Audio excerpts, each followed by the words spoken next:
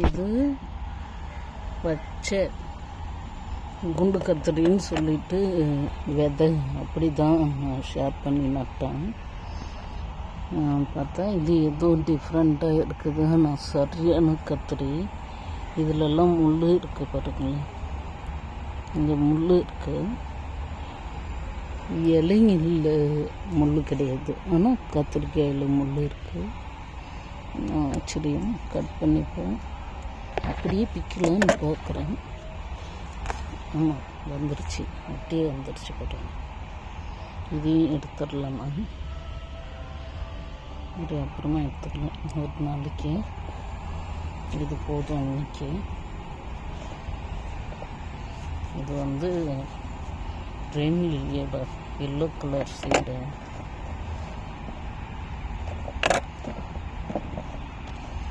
என்று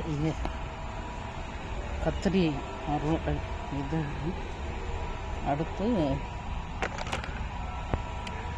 வெண்டை சிறப்பாக வந்திருக்கு.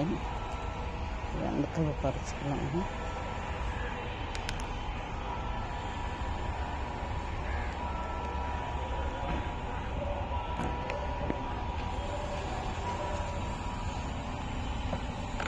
இன்னொரு வெண்டைக்காய் வந்திருக்கு. இந்த பூச்சி பாருங்க, இந்த எலி எந்த அளவுக்கு அதை இதில் இருந்து இது வரைக்கும் கட் பண்ணி, இதில் இருந்து இது வரைக்கும் கட் பண்ணி, அது ஏதோ ஒரு பேஸ்ட் மாதிரி அதோட உடலிருந்து ஒரு கம் மாதிரி விட்டு இந்த இலைங்கள அதை வச்சு சுருட்டி வீடை கட்டி அதுக்குள்ளே குடியிருக்கு. எங்கேயோ போயிட்டுருக்கு, இப்போ இல்லை நினைக்கிறேன். ஆமாம், எங்கே போயிட்டுருக்கு. அதே மாதிரி இந்த இலையவும் பாருங்கள், அடக்க இதிலிருந்து இதை கட் பண்ணுச்சு, இதிலிருந்து இதை கட் பண்ணுச்சு. எப்படி பீப்பு மாதிரி ஒரு வலை வீடு அதுக்கு செட் பண்ணி அதுக்குள்ளே குடி இருந்துக்கிட்டு இருக்கு பாருங்கள்.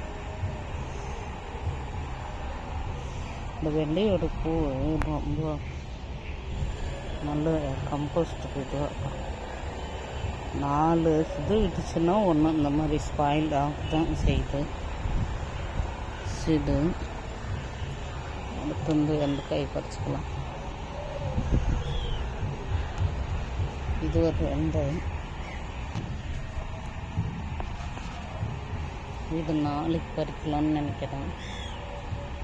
உண்மையிலேயே மாடி தோட்டத்துக்கு இந்த மாதிரி வெண்டை செடி தான் ரொம்ப ஏற்றதாக இருக்கும்னு நினைக்கிறேன் நான். மற்ற வெண்டை எல்லாம் நம்மளுக்கு ஷூட் கிடையாது, நம்மளுக்கு சரிப்பட்டு வர்றதில்லை.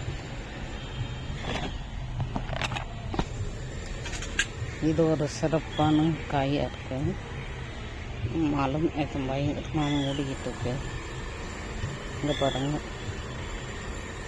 மாடி தோட்டத்துக்கு ஏற்ற ஒரு வெண்டைன்னா இதை தான் சொல்லணும். வேறு எந்த வெண்டையும் கன்வீனியன்ட் கிடையாது. இந்த வருஷம் நான் வெண்டையை எடுத்து வச்சு அடுத்த வருஷம் இதை தான் நான் சிறப்பாக ஒரு 20 செடி போடலாம் தைரியம் வச்சுருக்கேன். அடுத்து நம்ம லேடிஸ் ஃபிங்கர் சூப்பர் ஸ்டார் அடியே செல்லக்குட்டி அப்படிங்கிற அளவுக்கு என் தங்கம் விளைஞ்சிருக்கு. இதுலேயே ஒரு பிஞ்சு விழுது. இங்கே பாருங்க, இன்னும் நீட்டி வச்சிருந்தா கிட்டத்தட்ட 1 அடிக்கு வரும் போல இருக்கு. இன்னும் ஒரு இறைவன் படைப்பில் இதெல்லாம் நம்ம கடையில் போயிட்டே வாங்க முடியாது. அந்த வெண்டை எல்லாம் சரிங்களா, கட் பண்ணி எடுக்கிறேன். இப்படி ஈஸாக கட் பண்ணிவிட்டு கிளி விடக்கூடாதுன்னு நினைக்கிறேன். என் தங்க பிள்ளை வெட்டி எடுத்துக்கலாம்.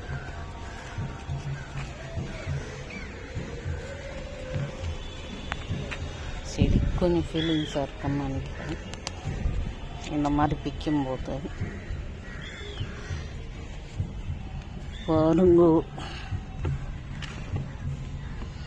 சல்லு குட்டி, இன்னும் ஒரு குட்டி இருக்கு. இதோ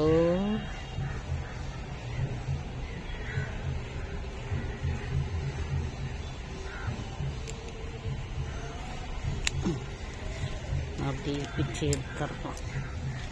என்ன இப்போ உடச்சி இன்னும் 1 day பிஃபோர் எடுத்துருந்தோம்னா நம்ம உடச்சி எடுத்துருக்கலாம்.